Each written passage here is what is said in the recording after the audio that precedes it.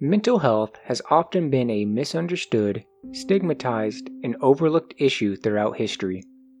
Through art and media, many glimpses of the psyche have been portrayed, from Vincent van Gogh and the interpretations in his paintings, to songs like How to Save a Life by The Fray, or even a film like One Flew Over the Cuckoo's Nest.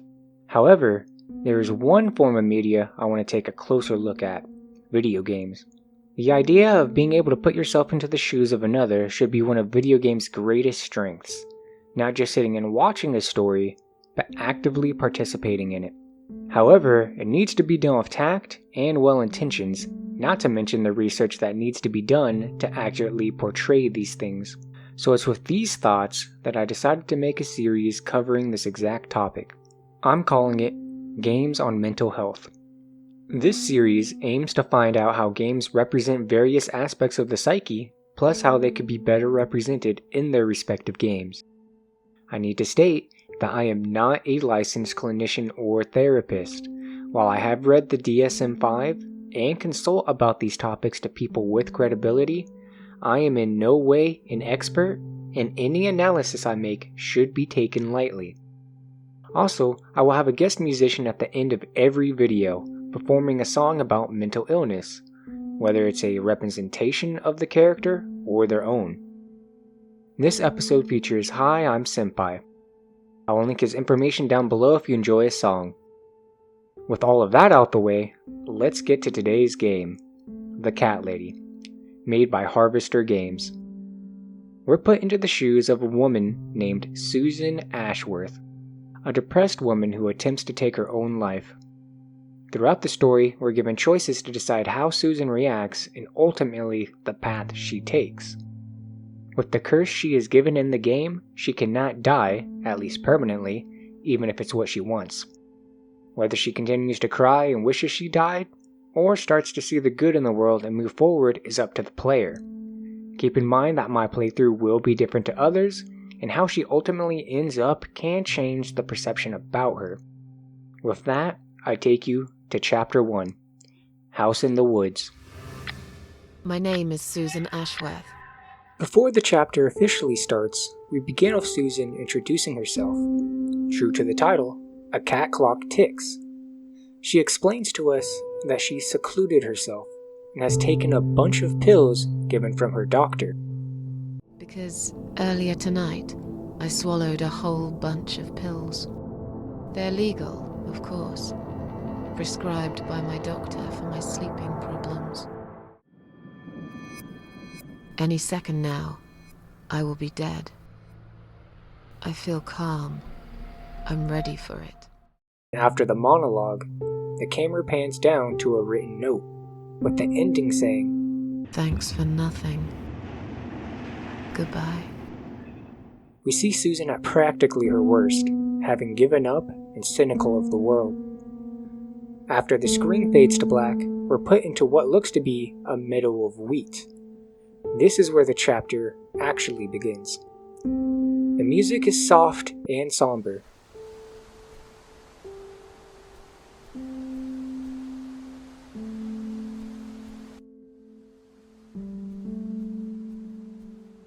This area is a tutorial of sorts, telling us how to move, introduces puzzles, and other basic mechanics of the game.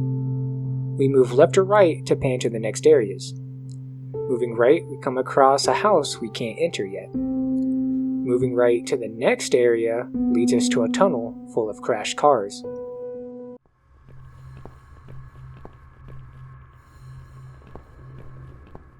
Farther down the tunnel, we come across an ambulance. Unable to open it, I decide to head back. However, when I do, a banging sound comes from where I just was. It's making that noise. Hello? Who's there? Answer me! Walking back towards the ambulance, the doors fly open, with someone on a stretcher rolling out. It turns out to be Susan. We're prompted to search her body, and upon inspection, find a key in her mouth. This may be some symbolism for the pill she swallowed, but I'm not too sure. I grab the key and head back out, with the cutscene playing, blocking the way back to the ambulance. Heading to the locked house, we see a deer that runs as we approach it. Following the deer, the music changes in the next scene to a more distorted sound.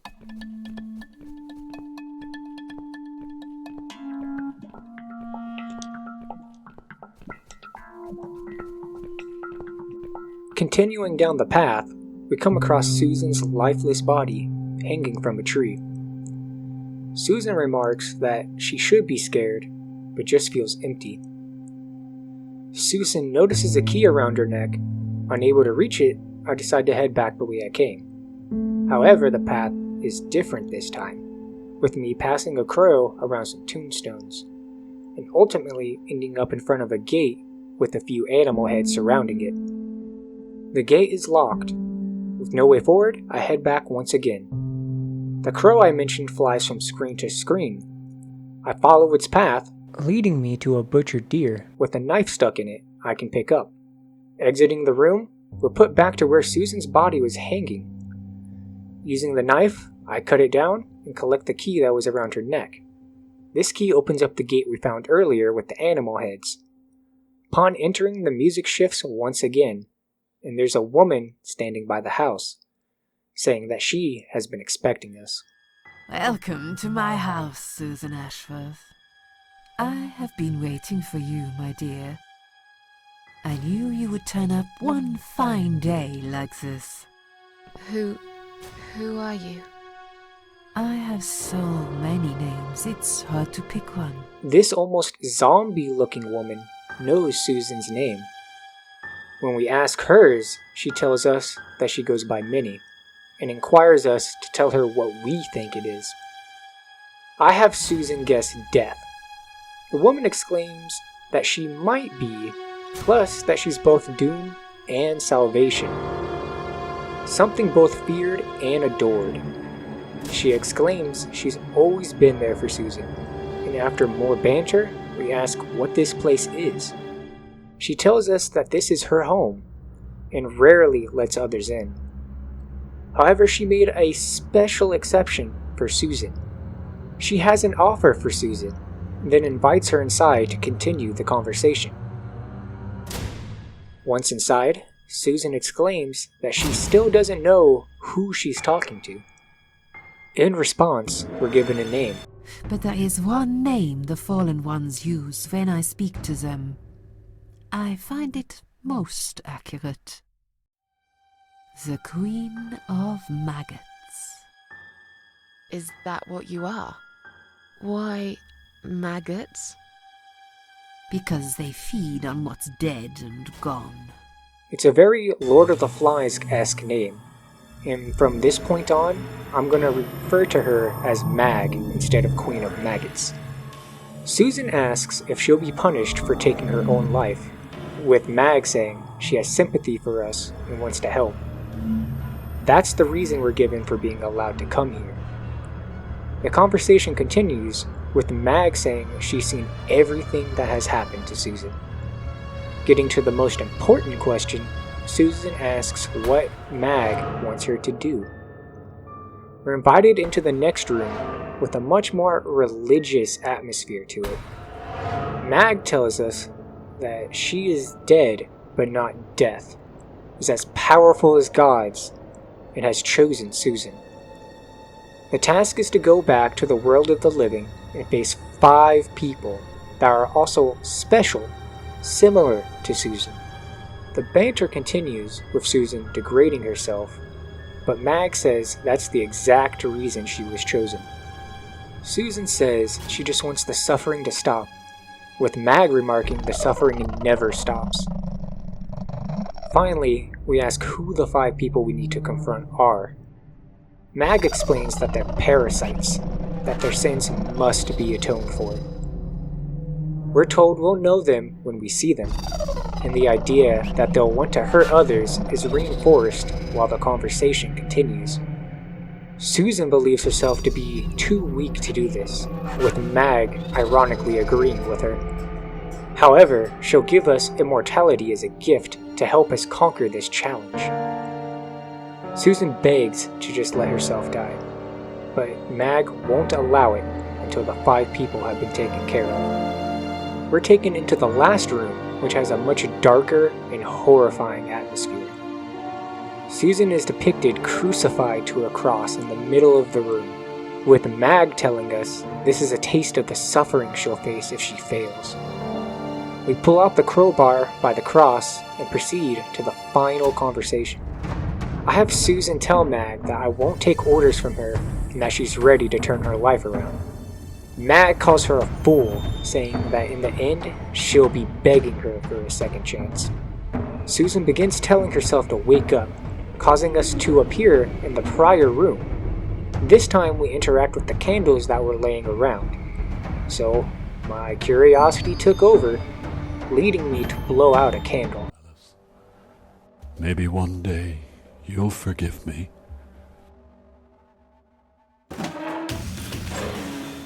Right now, it appears the candles represents others' spirits or wills of sorts. I decide to leave the remaining candles alone, heading outside. We're back to where Susan's body was hanging. Proceeding to the right, we come across the very first house that was locked. Upon entering, a faint heartbeat can be heard. There's a machine with the description, "Too long a sacrifice can make a heart of stone." I notice some wooden boards, and upon tearing them down, we're given an option to press the button hidden in the wall. With no other options, I press the button, causing Susan's arm to be cut off. The rest of this scene is just Susan running in a panic, plus intro text for the game appears. That concludes Chapter 1.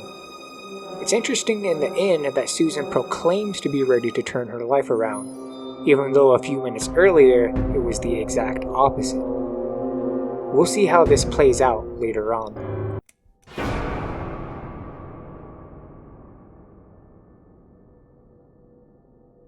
We begin this chapter with what appears to be some sort of therapy session, with the psychiatrist telling us he enjoys art, among other things. Yes, I do enjoy fine art. Thank you for noticing. There's a certain raw beauty to it that modern painters often fail to recreate. Susan speaks and we learn that it's been a few days since she had taken those pills. It seems the only thing stopping her from going home is passing a psychiatric exam. The psychiatrist is very monotone, almost lulling you to sleep with his words. Well, I wouldn't use that expression, obviously. But yes, we have to make sure you're safe and figure out how to help you. Also, as a nurse yourself, you know there's always paperwork involved. These forms won't fill themselves. Susan agrees to talk, then we're hit with a flashback. Susan appears to be in a hospital room with a nurse and a doctor around. Susan gives her name and is told that no damage was caused to her brain or organs. Susan asks about her arm, but is told it's completely fine. It seems like whatever happened in the dream world didn't have an effect on her body. The screen fades to black once more. Another scene plays out, this time with just the nurse. She tells us her name is Liz. The nurse rambles on about us being lucky someone saved us and about being tired. Liz finishes taking our blood pressure and leaves Susan with the thoughts that she hopes she changed her mind about something. Got to go, but I'll see you later. You take care, sweetheart, yeah?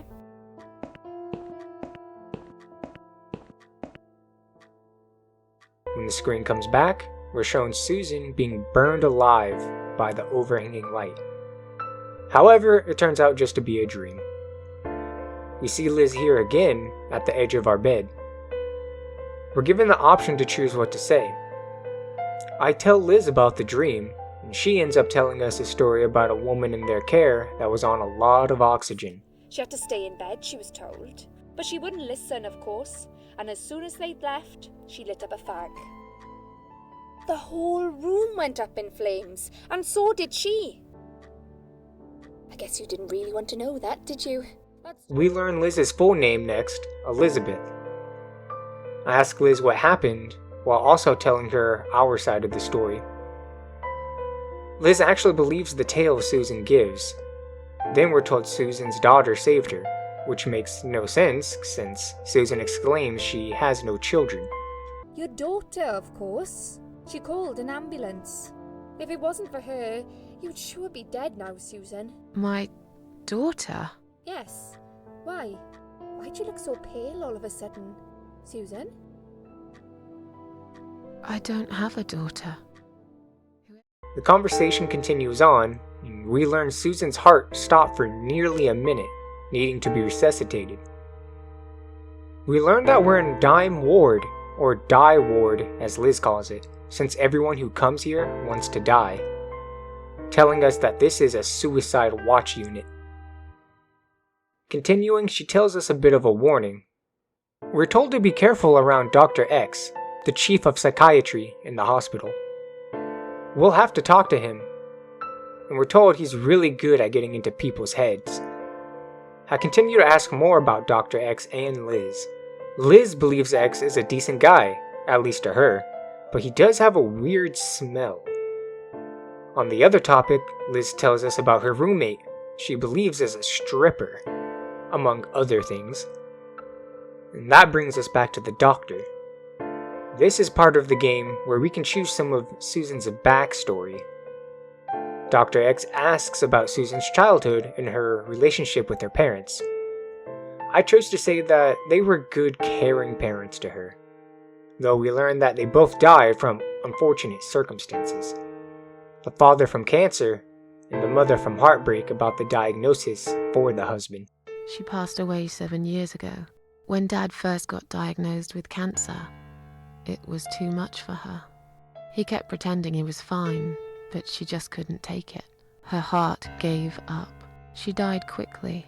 My father kept fighting it. Another 8 months of illness and intensive chemo finally beat him, though. He thought he was unbeatable, but he wasn't. Okay, I'm beginning to get a better picture. That's enough about your parents for now. After this conversation, we are flown back to the hospital in another flashback. However, we gain control over Susan to be able to move around. Our task is to find some way out of the hospital and make our way home. The layout is a simple 2 hospital rooms, a bathroom, plus a front receptionist area. One of the first things I noticed was the clocks in both rooms being stuck on a random time. If any of you have any idea what they could mean, let me know. I couldn't think of a reason, with my only guess being maybe it's referring to verses or chapters. Anyhow, walking around, I grab some gloves, plus examine the drug chart I find next to my room, learning that they're hopping Susan up on some serious drugs. There isn't a real reason why they're giving her so much, at least not as far as me and Susan can tell. The drug chart next to the other room is similar, but whoever stays there is actually a recovering addict who stays there of their own will. Heading out the hallway, I talk to the receptionist just to find out she's indifferent. I ask a few questions, with the only one of real interest asking about Liz. Apparently, the receptionist isn't aware of her, which is interesting. I decide to move on and examine some documents along with some flowers. The only thing I learn is that Susan hates flowers and actively denies you when you attempt to make her smell them. I head to the exit, learning that I'll need some discharge papers and a matching name bracelet. With that attempt on hold, I head to the bathroom with a very inebriated looking woman stepping out at the same time. The woman doesn't sound like she's been in a clear headspace in a long time. But you're a stranger. And you're not one of those lovely nurses either. They look after me so well. I trust the nurses like I trusted my mother. I just want to talk. I need your help. Unless it's Mother who sent you. Was it her? Please tell me it was her. Before we can talk to her about anything, we have to figure out her name.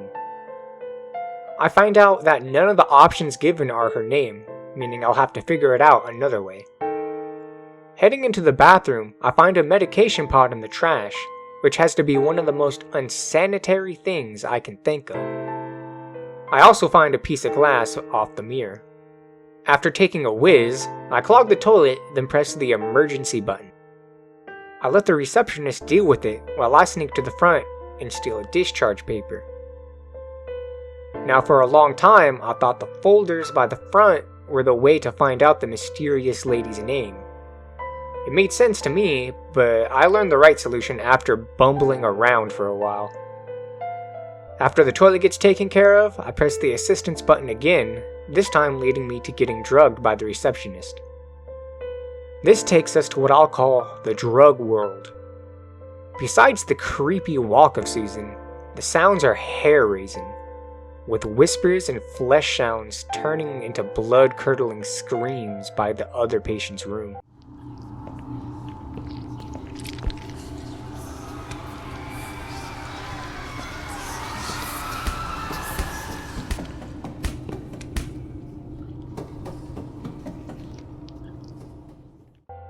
Then in the front area, we come across a beating narcotic heart.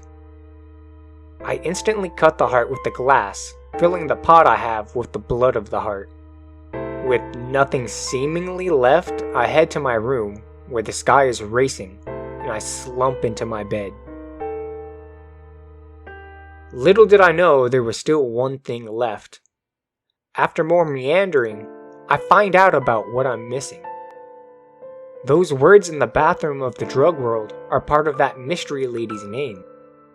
By turning the hot water on in the real world, her full name is revealed: Sheila. We tell the woman the name, opening her up to conversation. Yes, it was my mother who sent you after all. I'm sorry I didn't believe you, but my head's all messed up. So, let's have a little chat, sweetheart. It seems that Sheila has been to the drug world too, or at least her own version of it. Sheila exclaims that she wants the red stuff, the stuff that's in the spider's heart. It brings her peace, and without it, she gets angry. Further questions make it seem like she's suppressing something, saying it's too late, everyone is dead. Feel like sharing? What's your name? There is nothing to share. Everyone died. Everyone. And my treat, my red stuff, it's not the same. I keep lying to myself. I'm a mean little liar. Always have been. This vein, you see, it goes straight to my heart. That's why it hurts so much. I wish I could, just one more time. But it's all lost now. Everything. I was always happy to settle for a consolation prize, you know? We're not given much more insight, other than Sheila wanting the drug from the heart. I get Susan to convince Sheila to swap some bands with me in exchange for the red drug I got earlier.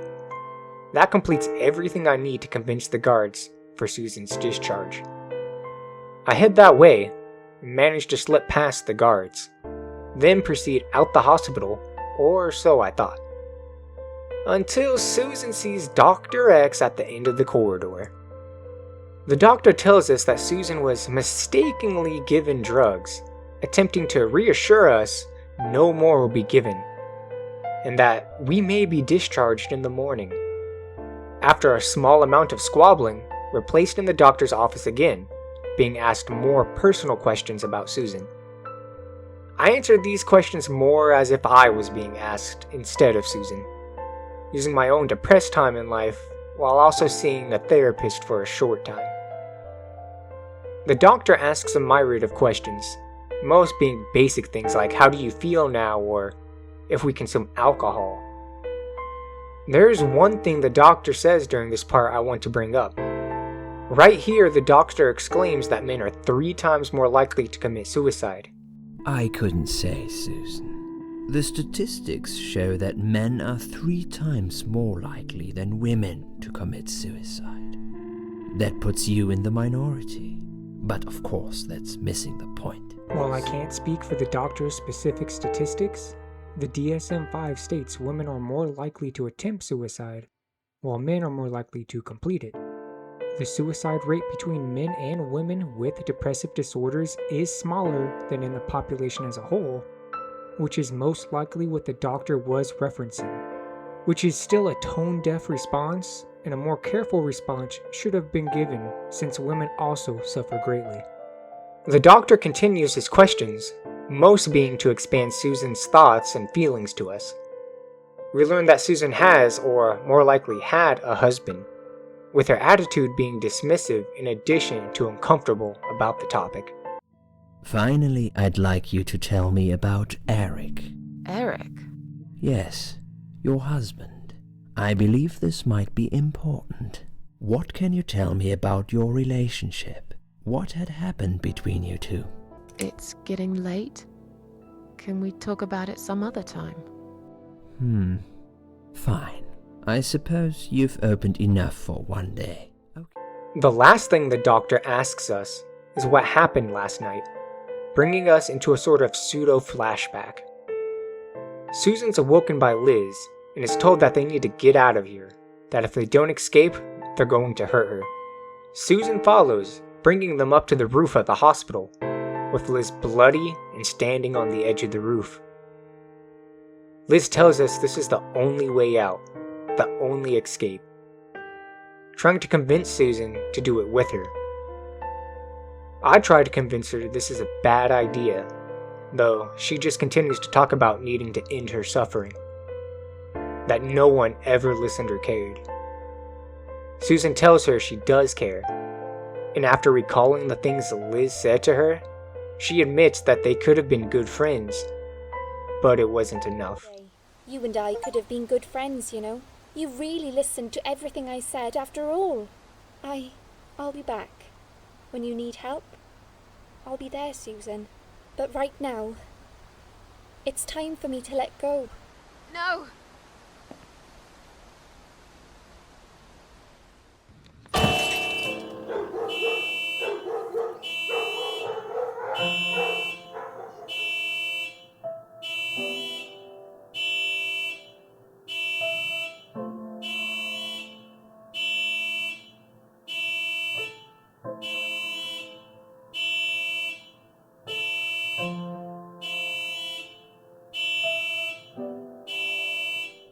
A soft melody plays right after, really sombering the mood.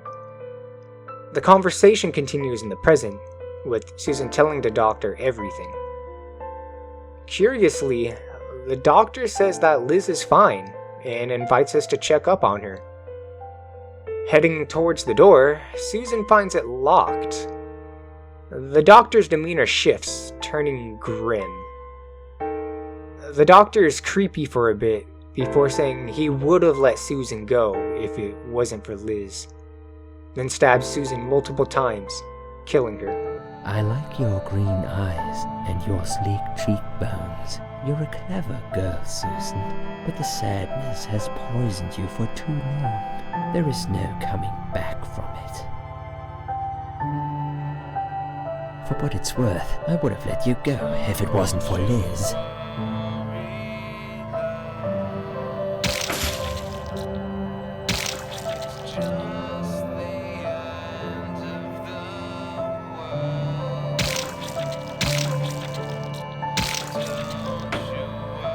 Susan is taken to what I believe is a sort of limbo world.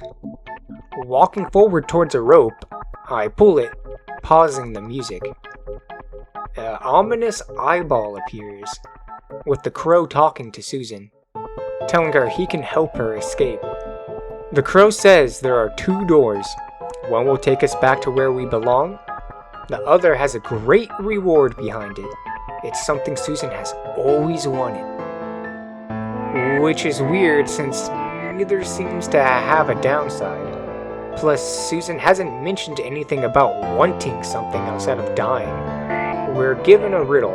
One of the girls, as the crow says, by each door tells only the truth, while the other only tells lies. It's very simple.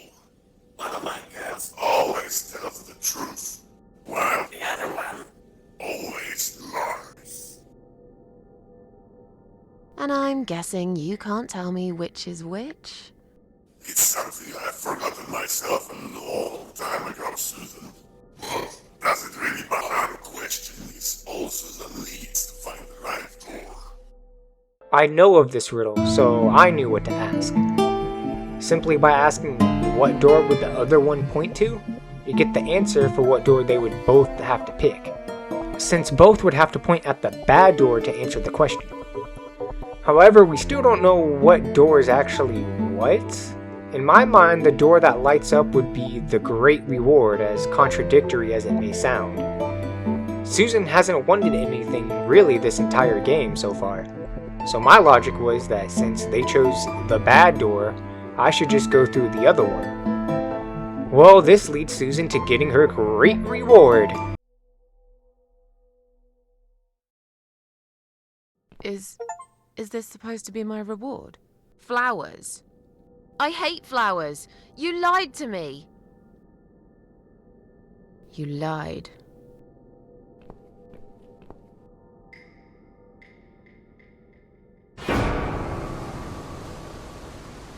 Did you really think there would be anything precious waiting for you here?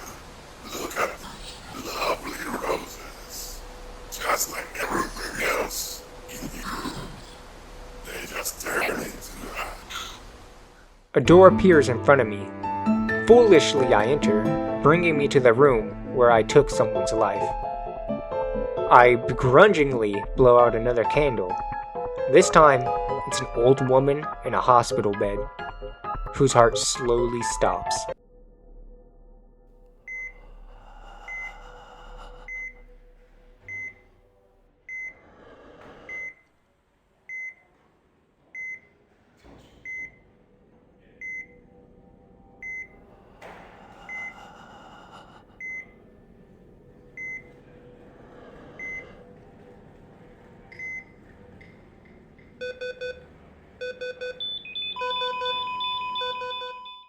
After the fade from black, we walk forward in this pitch black void, towards a fleshy sound with a moving black case.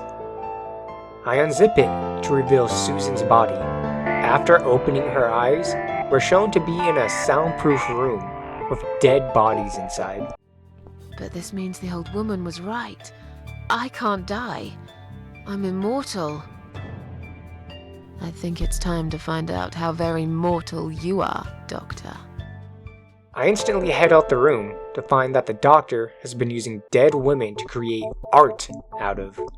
Susan says he'll pay for this. Like all other areas, I move around and find different items to help me in this task. I find soap, a doll head, which I'm not sure how anyone in their right mind can say I'm sure I can find use for it. Nonetheless, I also find a key, a wooden chair leg from a chair that literally falls apart, a saw blade I have to collect before the lights flicker off, a metal nut that I removed from one of the dead bodies using wetted soap, a wrench in a locker, and finally, an iron bar that's lodged into Liz's chest. Seeing Liz here opens up a few questions. Like, did the doctor grab her body after she jumped? If so, why didn't anyone see or know what happened? Susan wonders herself, questioning if Liz was ever truly there with her at all. We don't get any concrete answers, so I'll let you decide how or why she's here now. After collecting all these parts, I find a workbench and put two different weapons together. One being a crude mace, and the other being a spear. I make my way to the far left side, where the screams are coming from. Susan walks in on the doctor, who's in the middle of some psychotic, euphoric session of his, punching the screaming woman, while talking about how lovely it is to hear her screams, plus that he knows the true form of art. Yes, this is by far my favorite of songs. Would you like me to dance for you? Unlike you, I know all art needs to be appreciated. Your scream is like a poem without words. We see that the doctor has a blindfold on and is unaware of Susan, understandably believing her to be dead. The player is given the option to choose what weapon to kill the doctor with. I chose the spear, so with a few careful steps, Susan is given the option to get in some final words. But I chose to stay silent, leading Susan to stab the doctor right through the neck, instantly ending his life. The woman cries and thanks Susan for saving her, with Susan giving her name and saying to call 911, and that she's going home. Thank you. Thank you so much. He would have killed me, like the others. The animal. You gave him what he deserved. Who are you? My name is Susan Ashworth. Now get out of here. Call the police. I'm going home. Now, before I go on, I just want to point out that I was given the option between the mace and the spear, with no real idea why we even have that option. I suppose the mace would be more brutal, something I'm sure people will believe Dr. X deserves. While it may just be for self-expression in a way, I'm not sure if a more brutal killing would affect the story or Susan herself. The last thing I want to point out is that I did find the exit door. However, I didn't actually try to open it. It's very possible Susan would have said something like, "I'm not leaving until I deal with the doctor." If that's not the case, however, I wonder what impact letting this insane man live would have on the story. Obviously, he would continue to prey and kill women. Just makes me wonder if the Queen of Maggots is truly a evil entity, or if she needs someone to kill them for her, and Susan just happens to fit whatever the random criteria she needs is. Surely any of those other women could have been given the power to stop him. Whatever the case, I'll leave it at that and head to the next chapter.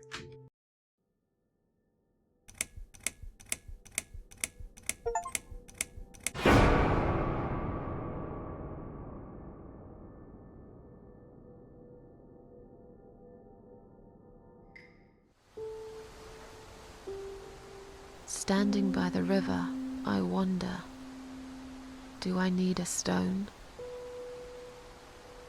No. My heart is heavy enough.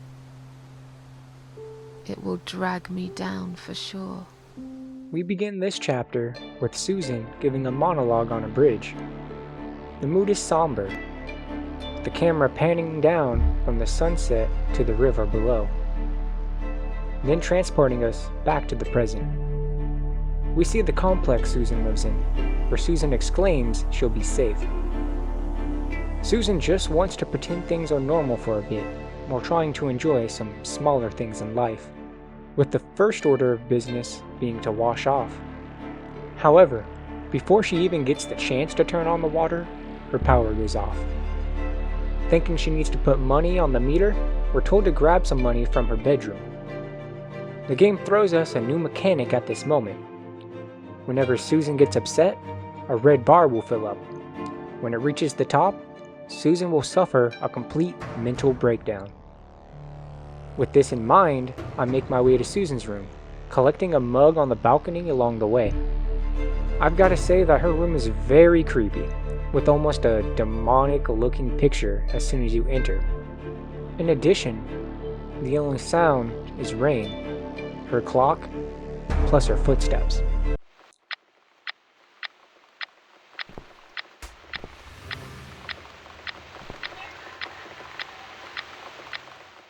Moving forward, I come across her bag, finding the change we need to pay the meter, while also rummaging through some bills, upsetting Susan a little bit more.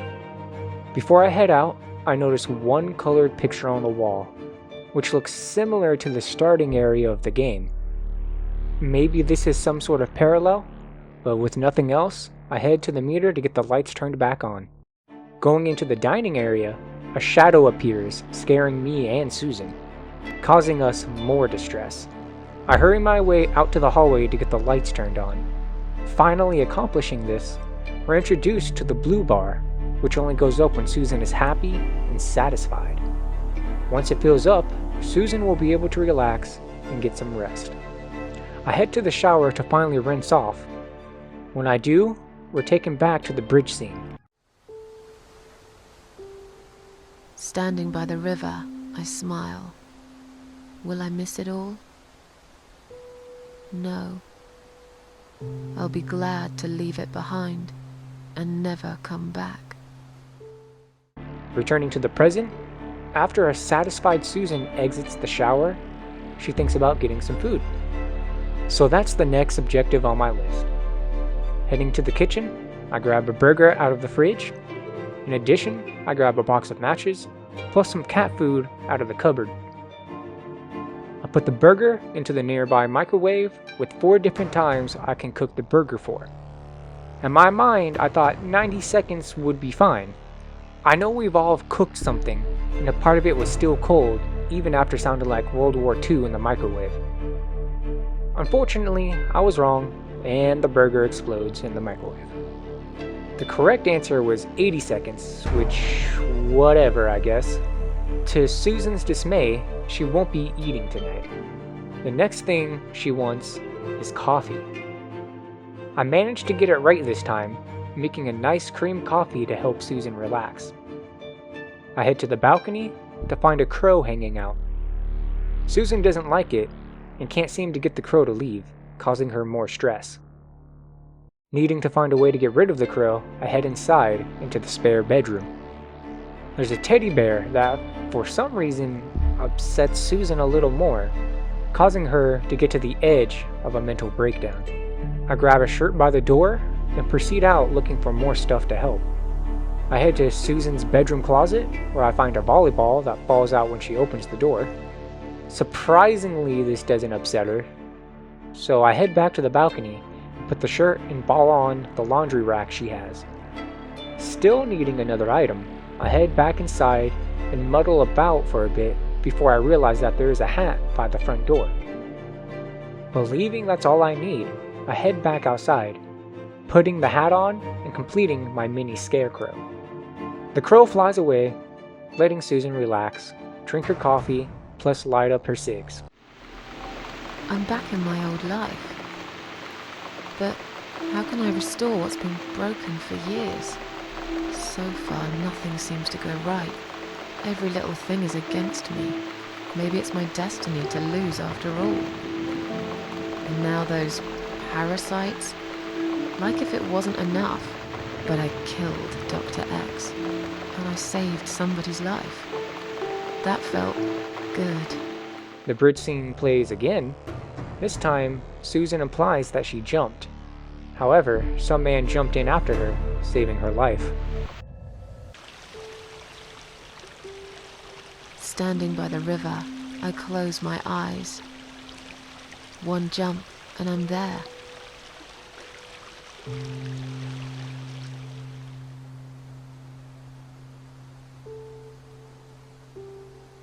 No. Someone jumped after me. He will never be my friend. Inside the house, I get Susan to play the piano, causing the cats around the area to come by. Susan feeds them, though one named Teacup doesn't eat. So Susan just starts talking to the cat. After her conversation with not much of importance said, someone bangs on Susan's door. Opening the door, it seems to be a neighbor, who's upset about Susan playing the piano late at night. I have Susan be cordial to the man, trying to be polite to keep him calm. The neighbor isn't having it and says that he'll get pest control to get rid of her cats. Still, I attempt to be cordial with him and defuse the situation. After stepping back inside, the exchange causes the red bar to fill up, causing a mental breakdown. A new tune starts to play as the scene plays out.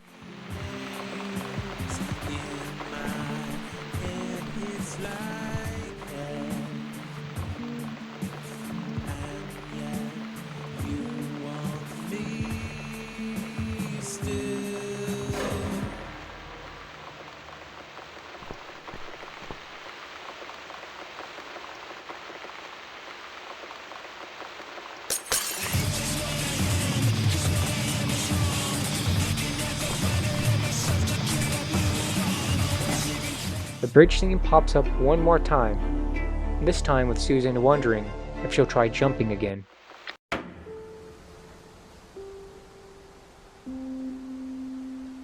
Standing by the river, I'm thinking,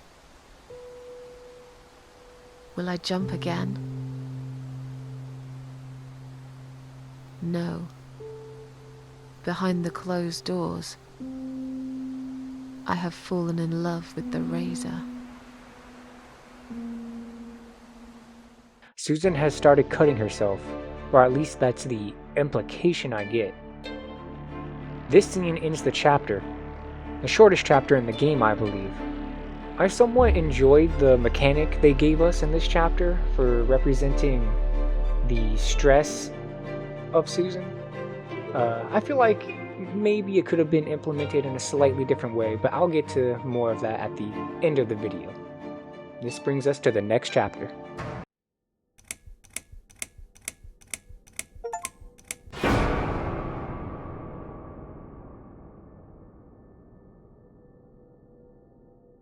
This chapter starts with the scene of a pest control vehicle driving along the road. It continues until we arrive at a boarded up house. The man in the vehicle steps out, goes to the back of the van, and drags out what appears to be a body. Imagery both new and ones we've seen before flash across the screen. Then with a ding, we're back in Susan's room. It appears Susan has slept through the night and most of the day, though she still feels tired. We hear knocks on the door, so I head that way to see a young woman on the other side. It's quickly told to us that she's the person who saved Susan on the day of her attempted suicide. My name is Mitzi Hunt. We met a few days ago. You were out cold at the time. Those pills you had were real good. You probably had one too many, mind you. It seems to be a bit of a coincidence, however, since the only reason she was there was to talk to Susan about an open room for rent. The conversation continues, and we learn that Mitzi also read Susan's suicide note. Really, I read your suicide note, you know. Sorry, but I did. I understand that you like your loneliness. You stray from people. I get it. But I won't get in the way. I promise I will give you your space. You won't even know that I'm here half the time. Susan considers letting Mitzi stay. Then Mitzi asks if she can come in. Once inside, Susan asks how she got inside the day of her suicide attempt. Mitzi tells us that she lockpicked the door, which sounds like she may have been a criminal. As she continues, we learn that she heard the cats making distressing sounds. Then for a while, it sounded like human cries. That's what made her pick the lock to break in. Susan then goes on to say she wished she would have died, and is generally morbid about things. It seems I must have been too attached to this shitty life I lead, and must suffer some more before I can rest. Jesus, Miss Ashworth. Why all this negativity? What in the world has made you think this way? Clearly the only thing you suffer is some nasty depression. Not that it's any of my business. But have you tried talking about it to a doctor? Yes, I have. Did it help? Not at first, but yeah, it did. The conversation continues about the apartment, with Susan doing everything she can to degrade the flat and herself. Throughout all of this, Mitzi is quite positive about everything, causing Susan to admit defeat. Susan shows her the room she'll be staying in, with Mitzi being as enthusiastic as ever, saying it's perfect. The two ladies continue conversating. At some point we learn that Mitzi is looking for somebody. I'm looking for someone. I don't really know this person, but it's a friend of a friend. I only ever talk to this guy online, so I don't know what it looks like. I love this lamp. Does it work? What was I talking about? Oh, yes. I don't know what he looks like, but I know my way around computers. I managed to track him down. Turns out he lives here, in this building somewhere. What I don't know is which flat he lives in. There are 8 flats here altogether. He's in one of them, and I must just figure out which one. It shouldn't be too hard. What do you want from this person? I just want to talk to him.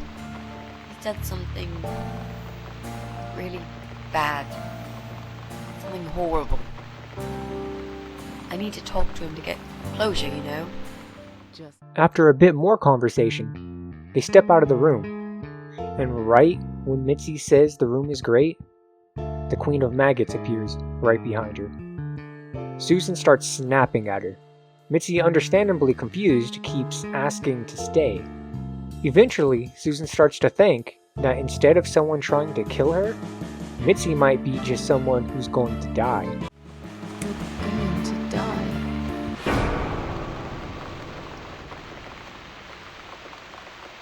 I know. Yeah. I know. How did you know, Miss Ashworth? Are you some sort of a psychic? Do you possess some kind of supernatural mind-reading abilities? Or is it just so fucking obvious? What do you mean? I don't know how you're going to die, but call it a hunch if you like. It's cool. A hunch. Well, I do. I know exactly. It's already started, as a matter of fact. Do you want to see? I'll show you. Here, Miss Ashworth. Take a good look, because I'm not going to do it again.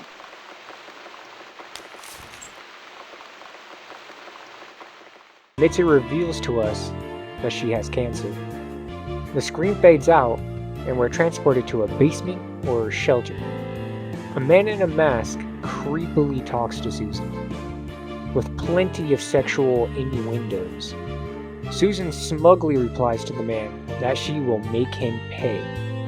Soon after this conversation, a zombie-like person or being walks in, their voice slightly distorted.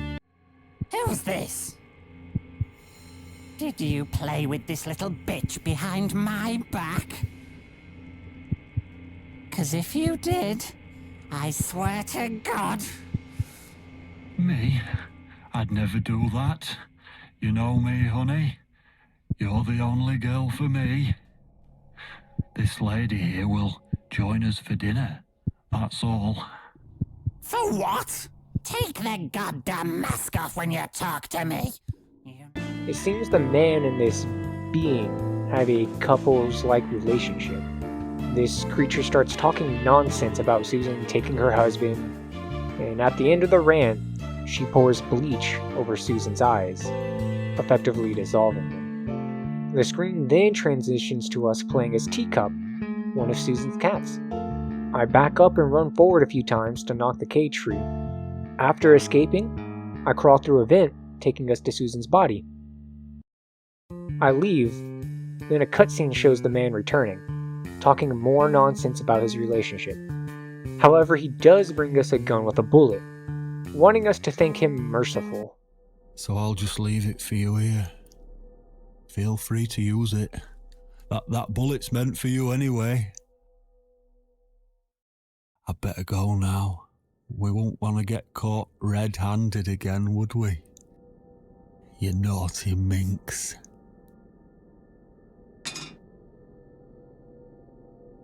What was that? You can't reach it? Well, what did you expect? Life's a real fucker sometimes. Playing as the cat again, we're in the same room the man went. I managed to grab a key and bring it back to Susan, letting her free herself from her cuffs. Susan stumbles about, even knocking the gun on the ground, before she picks it up and shoots herself, taking us to a flashback. We're in Mitzi's room, and all I can say is that she has a interesting taste in pictures like Susan. We immediately learn Mitzi has a boyfriend. After grabbing wine, the two of them have a long talk. We learn that Mitzi's cancer is a brain tumor, and that she has roughly 6 months to live. We also learn that her boyfriend Jack is dead. They knew each other as kids, and he is the reason she's here. She tells us that she finds a lot of beauty in sad or morbid things. The conversation continues, and Mitzi tells us that Jack changed after he learned about the cancer. In the last few weeks before his death, Mitzi tells Susan that Jack was searching for something. What I didn't know was that he kept looking for something. I don't think he even knew what exactly. But it eventually found him. Or rather, he found him. There are those forums online, you know, about all sorts of stuff. Fishing, computer games, horses, gambling, addictions. Everything, really. Accidentally, Jack stumbled upon one about suicide. There's a guy there. Calls himself the Eye of Adam. He's a fucking god on that forum. It's like a failed suicide club. People mostly try to help each other and offer support. Sometimes it just helps to know there are others like you. To listen to their stories and how they cope with their lives. But the Eye of Adam is an advocate of death. This person was trying to convince others to commit suicide, and Jack was taking his ideas to Mitzi. Jack wouldn't stop talking about trying a joint suicide. One day, he was trying to convince Mitzi and told her that he'll be at their special spot at 5 a.m. This leads us to a flashback with Mitzi. She walks in the parking lot, right up to the car Jack killed himself in, using hydrogen sulfide. Mitzi continues talking, saying that this Eye of Adam actually gave her his location, trolling her. He didn't give the room number, but Mitzi is certain he's here. For future use, I'll be referring to the Eye of Adam as just Adam, since I don't believe anyone else has the same name in the game. The conversation continues, with Susan asking about the two chemicals Jack used to make the hydrogen sulfide that killed him, with the comment taking us back to the basement Susan is in. Since Susan's immortal, she just spawns back in, and immediately I head to the right and pick up a cat grabber in the next room. In the room to the right of that, we see the male kidnapper sleeping in his chair, seemingly without a way to eliminate him. I head out and up the stairs out of the basement. At first, the sounds of the area were deeply unsettling to me, with the footsteps constantly happening. However, I learned that no one actively chases me, so even though it's effective at creating tension, once I understood that no one was actually following me even when I heard the footsteps, it made it much less unnerving for me to get through this area. I enter the kitchen and pick up a knife. Continuing forward, I stumble across a painting and some bleach, leading to the flashback where Susan and Mitzi left off. We hear in the scene that the cats are upset, leading Susan to go check out what's going on. Outside the complex, she meets the man that kidnapped her. I had a call, you see. There's a cat problem. And apparently, some crazy cat lady keeps making it worse for everyone. A crazy cat lady called Susan, I was told. Now, you ain't gonna like it, sweetheart, but I'm taking you for a ride. After a short conversation, we're back at the kidnapper's house. I accidentally stumble across the zombie wife, which leads to Susan getting killed. This doesn't end the game, just teleporting me back to the basement. I head back to where the bleach was, picking up a cloth I missed. I use this cloth to take some light bulbs out and replace them in a room on the rightmost side of the house. I notice a telephone once the lights are on, but unfortunately Susan doesn't remember her number. Fortunately, there's a phone book on the shelf in the room. With that knowledge, I have Susan call the apartment, reaching out to Mitzi. Understandably confused, Mitzi asks what's going on. Susan explains the situation and asks what the chemicals were for the gas. Reluctantly, Mitzi tells us, needing pesticide and bleach. She tells us to mix them together and to have a gas mask. Susan tells Mitzi to call the police, But realizing she doesn't know where she is, Susan calls them herself. A responder answers, sounding almost uninterested. He asks Susan countless questions, with Susan getting more agitated with each one. Just do me a favor and send a police car, will you? Of course, Mom. Stay on the line. Did you witness cruelty to animals? What? You mentioned cat's blood. Was this married couple cruel to animals? If so, I will put you through to Animal Welfare Services for this area. Would you prefer that, Mom? Are you joking? No, I would not. Okay, please hold the line. Hello? Miss Ashworth, are you still there? Yes, of course, I'm still here. According to our records, you've recently discharged yourself from the hospital.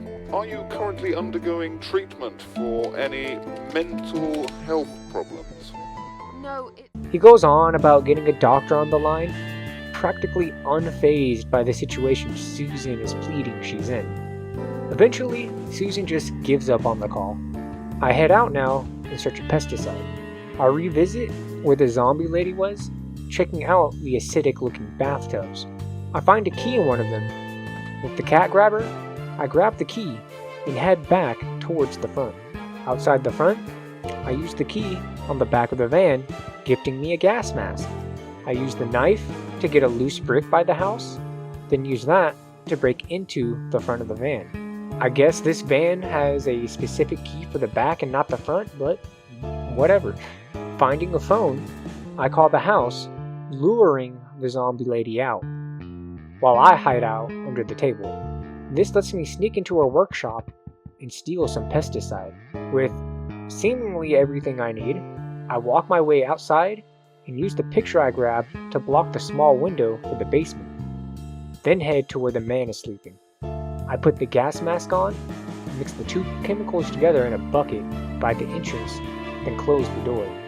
The man suffocates, quickly collapsing. When Susan gets near, he jumps up with his last breaths, holding a shotgun. Susan just kicks him down, ripping the gun out of his hands in the process.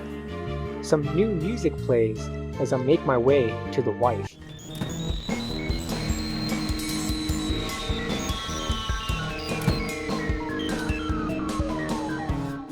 I get into the shed to find that she isn't there. With nowhere left to go, I head back out, passing the first tub.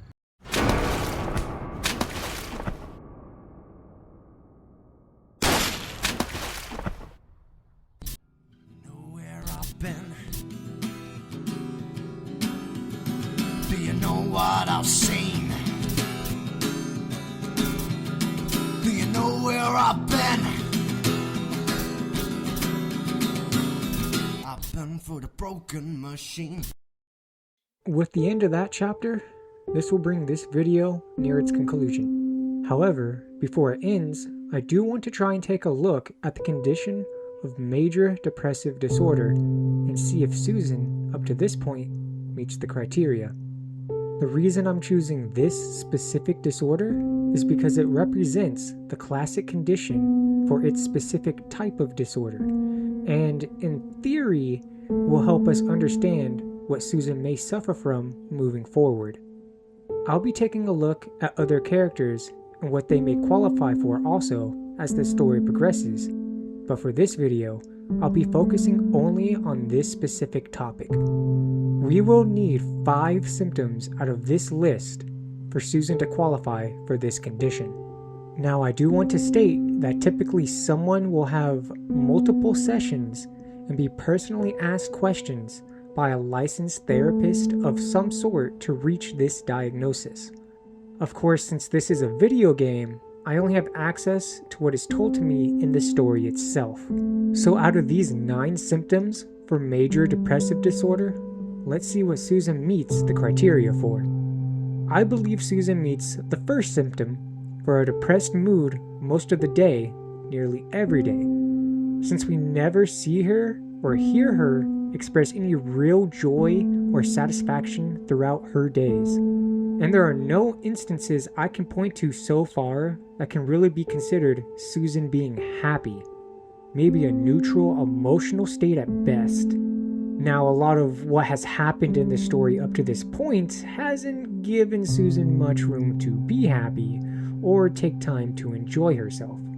And you could argue that succeeding in helping Susan relax after the events of Dr. X could be a sign of joy for her. I can't confidently say that one day would be enough for her to break out of the sadness she has experienced so far, and it's clear in the flashback at the start of chapter 3 that she hasn't been consistently happy for a while. So for now, I will say that she meets the criteria for the first symptom. The second symptom I believe she qualifies for is number 7, the feelings of worthlessness or guilt. When she was talking to the Queen of Maggots, she constantly berated herself, even explicitly stating that I'm a failure. Aren't you afraid I'll let you down? Plus, in the third chapter, she also wishes she wouldn't have come back from the hospital alive. While not directly a statement of worthlessness, it's still consistent with her assessment of her own self-worth. I do believe there's enough said in her conversation with Mag and bits throughout the story to convey how she truly feels about herself and how little Susan believes she's worth. For this reason, I'm accepting number 7 as a symptom she has. Now, another symptom I believe she suffers from is number 9, recurrent thoughts of death or suicide attempt. This may be controversial since Susan herself tells the doctor she won't attempt again, even though that could just have been a statement to be released from the hospital instead of a truthful comment. Plus, when Susan tells Mag that she's ready to turn her life around, that also could have just been an attempt to leave whatever limbo world she was in. Considering the comment I relayed earlier, with Susan wishing she wouldn't have made it out of the hospital, and the flashback in that same chapter, it does send a bit of a mixed signal. However, the fact that she does wish she would have died after these events took place leads me to believe that Susan does still have these thoughts, even if she doesn't plan to attempt suicide again. The criteria states the symptoms need to be present during the same 2-week period, and we can't say for certain how much time actually passes between chapters, say for maybe the first 2. I'm going to lean on the idea that these events, save for the flashbacks of course, have happened within that time period, meaning that Susan does qualify for this symptom. The next symptom isn't truly shown, save for possibly the end of chapter 3. However, in the opening cinematic for the game, Susan herself states she took a bunch of pills for her sleeping problems. This would line up with symptom 4 for this diagnosis, insomnia or hypersomnia nearly every day. However, without any evidence outside of this, it's possible this symptom may be misdiagnosed. I'm going to believe Susan is being truthful and met with someone with credibility to be able to be prescribed the pills for this symptom.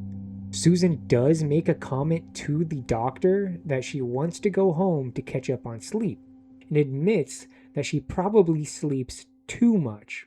But it's uncertain if she would be using pills or not to accomplish this. Plus, she states to the doctor that she sleeps well most nights, which may contradict her use of pills, or it may imply that she sleeps well with them.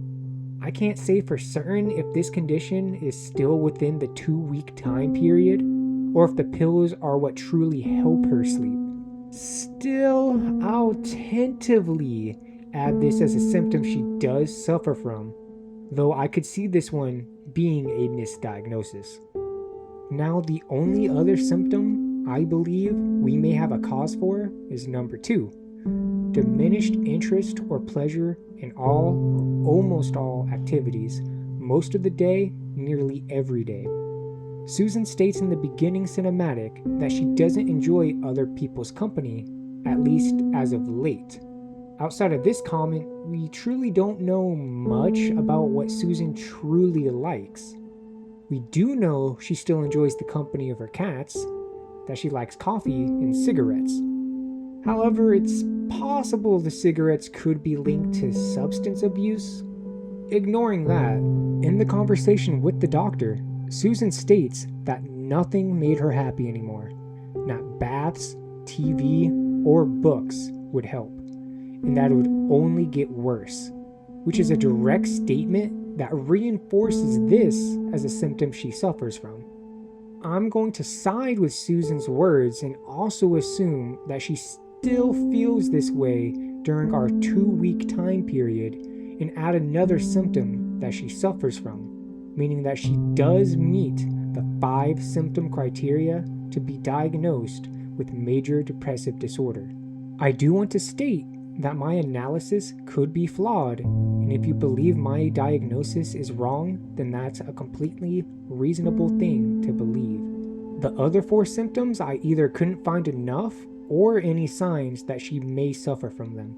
One of which is significant weight loss or gain, in which we never see or are told of Susan having that struggle.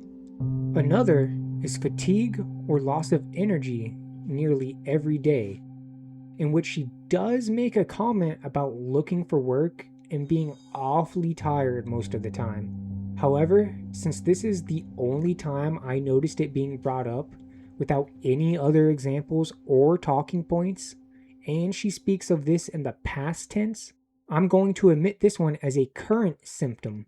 However, some may disagree with this analysis. The other 2 symptoms, psychomotor agitation and diminished ability to think, concentrate, or indecisiveness nearly every day, are 2 that I simply haven't seen evidence for. I'm going under the assumption that Susan herself has completed all the puzzles and answered all the questions up to this point, so that would eliminate these as a possibility. So, with all that being said, I do believe Susan does suffer from major depressive disorder, and that going forward into the story, I will assume this is a condition afflicting her. At the end of the next video, we'll go back over everything we learned to see if this diagnosis has changed or was simply wrong, along with taking a smaller look at other characters we have yet to meet. I want to end this video by saying thank you for everyone that has made it this far. I'll be making a video after this going over my plans for this series as a whole and how I intend to make these videos going forward. With all of that, I'll take you to the outro song by Hiimsenpai.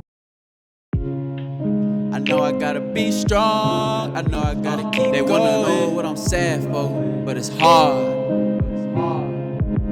They wanna know what I'm sad for.